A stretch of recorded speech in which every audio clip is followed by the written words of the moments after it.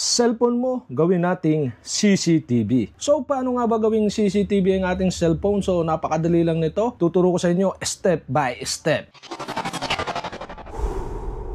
Okay guys, simulan na natin. So, gamit ang ating smartphone or Android phone. So, sundan nyo lang ako. So, okay guys, wala nang paligoy-ligoy pa. So, dito sa ating mobile phone yan, makikita nyo dito. Ang gawin nyo lang is, punta lang kayo sa Play Store at meron tayong i-download na isang app. Kung tawagin is, okay, search natin, CCTV Camera Recorder. So, search nyo lang dyan yung CCTV Camera Recorder. So, makikita nyo dyan, lalabas na dyan yung gantong logo. So, install nyo lang, tap nyo lang, then tap nyo yung install doon sa kanang bahagi para ma-install sa inyong mobile phone. At once na ma-install na, pwede nyo tap yung open sa baba or punta lang kayo sa application ng inyong CCTV camera recorder. So okay, tap nyo lang yung application. So wala na ditong kung ano-anong login pa, kundi tap nyo lang yung get started button sa baba at may magpapop up dyan. Sa una, may gantong lalabas. Pero sa una lang to, allow CCTV camera recorder to take pictures and record video. So ang gawin nyo lang while using the app, so tap nyo lang yung while using the app. Okay? Tapos dito, allow CCTV camera recorder to record audio. So, select nyo uli yung while using the app. Then, allow CCTV camera recorder to access photo and media on your device. So, tap nyo din yung allow button. Then, screen overlay detected. Once na may ganito lumabas, so punta lang kayo doon sa inyong app, CCTV camera, tapos always nyo lang. Yan. Tapos, back na tayo dito. Tapos, pagka nagawa nyo na yon, yung ating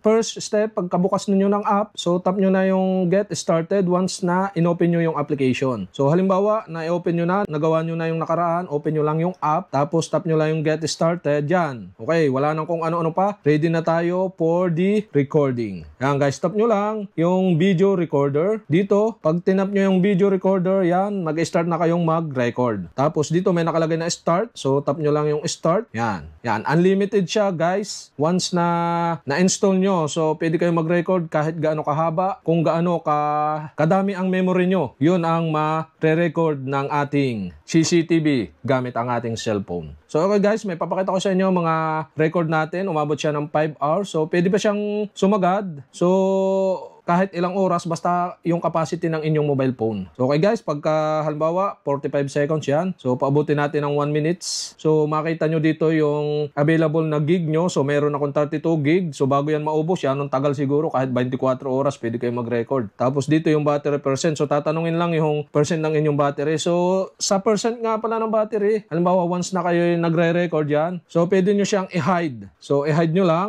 Yan. Naka-hide siya. Yan guys. Naka-hide siya. So pero tuloy ang record niya. Yan, makikita nyo sa video nung record natin, yung ating face. Kahit siya naka-hide, so pwede kayong, anong tawag sa ganun, yung pwede kayong espiya, halimbawa. O, hindi kayo nagamit ng cellphone, pero tuloy ang record nyo. Yan guys, o. Tuloy ang record ng inyong video yan. O, kahit naka-off, style nyo lang, nakaganon lang, pero nakatutok pala yung camera. Tuloy-tuloy lang yung record. So, pwede kayong mag-spy camera. Yan, yun ang kagandahan ng CCTV sa ating mobile phone. At pwede nyo rin gamitin siya sa bahay. So, ilagay nyo lang sa space na kung saan pwede nyong nakatago or nakapatong. So, kala nila naka-off dahil naka screen pero nagre-record siya once na inopen nyo yung cellphone. So, ganoon kalupit ang CCTV sa inyong mobile phone yan. Okay guys? Pagka okay na yung inyong record, this is a example only yan. Tap nyo na yung stop. At once na na-stop nyo na yung video, yung pinakang binidyo nyo, so pupunta kayo dito sa recorded videos. Yan. Diyan papasok lahat ng naka-record na inyong in-spy na or video ng CCTV yan, guys. So, pwede nyo play. Tap nyo lang.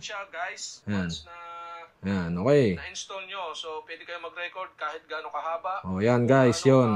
Naka-record yung ating pinakang cellphone natin, yan. At dito nga pala, so sa settings, sa homepage ng inyong CCTV camera recorder, tap nyo lang yung 3 line na nasa kaliwang taas na bahagi. Tapos, dito, punta lang kayo sa settings. Dito, mayroon kayong makikita na settings. So, pwede nyo ditong baguhin yung quality, yan. Yung low, pwede nyo yung i-low, normal, or high. Yung high, so medyo mataas kumain ng memory. Yung low, yung medyo mahina yung quality ng video, tapos maliit sa memory. Pero kita pa rin naman, depende sa inyong cellphone yung linaw ng quality ng inyong cellphone. So, pag malinaw, pwede nyo iset sa quality para tipid sa memory. Yan guys. Tapos, dito naman, sa flash, pwede nyo i-plus. Naka-on yung plus. pwede nyo i-on. Pagka video nyo, naka-plus para may ilaw. Pagka gusto nyo hindi nyo kita, pwede nyo ino. Yun namang plus, pwede sa gabi. Tapos ito sa camera, pwede nyo iset dito, front. Sa unahan ng inyong cellphone dito, yung pinakang video. Pagka sa rear naman, dito. Yan. Tapos screen lock. So, dapat nakano to. Yan. Pag iniyas nyo yung screen lock, so, mag-off yung inyong CCTV camera. Tapos, silent video. So, dito sa silent video, so, pwedeng walang sounds, pwedeng mayroon. So, on-off mo lang yung silent video. Tapos, dito mas show preview. So, once na in-stop nyo, automatic na mag-show. Pwede siyang ino na rin. Yan. Pagka na-set nyo na yung settings na to, tap nyo lang yung update button sa baba at nakasave na yung inyong settings. So, okay guys, ganun lang. At pwede din kayong pumunta dito sa settings. Yan. Para mapunta kayo dito sa settings ng inyong CCTV sa inyong mobile phone. Yan guys, sana nakatulong itong ating video na to para sa mga cellphone user na gustong magkaroon ng CCTV.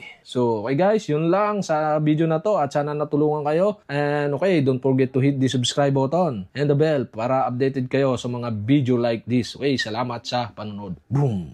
Even when you feel low, you can still go. Even when you feel slow, you can still go. Even when there's no hope, you can still go. I never answer to no, man, I still go. Go, go.